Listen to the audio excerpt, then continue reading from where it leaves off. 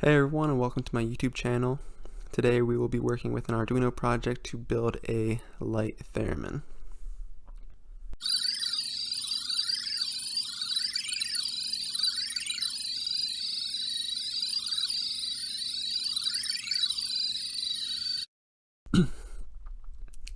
The components for this project are shown here.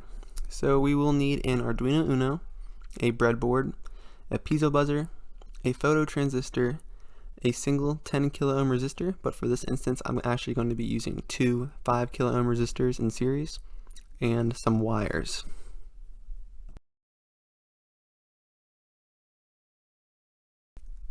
So let's get into the circuit diagram for this project. So shown here is a schematic of the Arduino Uno and the components that we'll be using. I didn't include the breadboard just to simplify everything for the schematic. For the piezo buzzer, one end will be connected to ground and the other end will be connected to the digital pin 8. For the photo transistor, the long end will be connected to the 5 volts on the breadboard or directly to the Arduino Uno. And the short end of the photo transistor will have two paths. One will be utilizing the 10 kilo ohm resistor and that will be connected to ground. The other path will be connected using a wire and that will be going to the analog pin 0. So the schematic is fairly simple. Now let's get into the assembly, the code, and testing this project. Alright, so let's get into the Arduino code. But first, please consider subscribing if you made it past this point. I try to upload every week and upload frequently on my shorts page as well, so I'd really appreciate it if you would support my channel. So first we're going to create variables for calibrating the sensor. So we're going to create a variable to hold the analog read value from the photo transistor. Next we're going to create variables for the high and low values. You're going to set the initial value in the sensor low variable to 1023 and set the variable for the sensor high variable to 0. When you first run the program, you'll compare these two numbers to the sensor's reading to find the real maximum and minimum values. So next, let's name a constant for your calibration indicator. We're going to create a constant named LED pin. You'll use this as an indicator that your sensor has finished calibrating. For this project, we're going to use the onboard LED, which is connected to pin 13. Now let's set digital pin direction and turn it to high.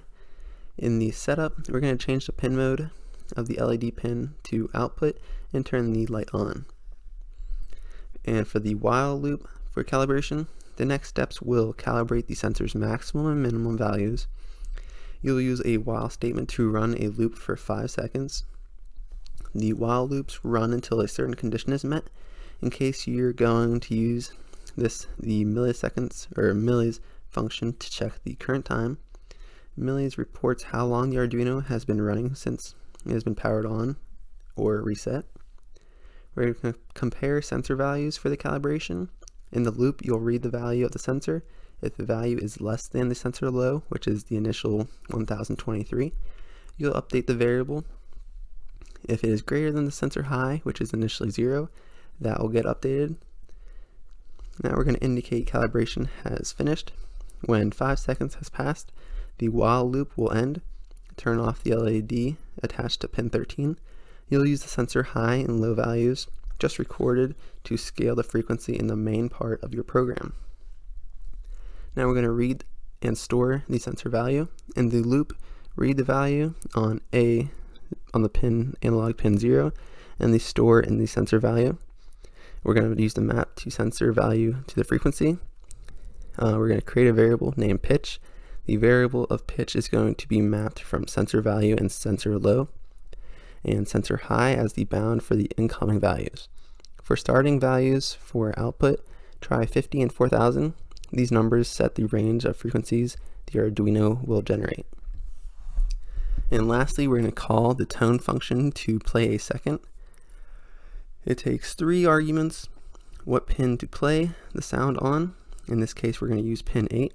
What frequency to play, determined by the pitch variable, and how long to play the note. And we're going to try 20 milliseconds to start. So then we're just going to call a delay for 10 milliseconds to give the sound some time to play.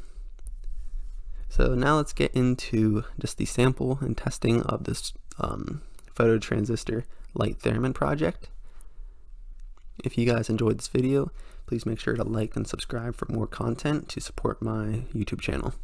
Hope you guys have a great day and see you in another video.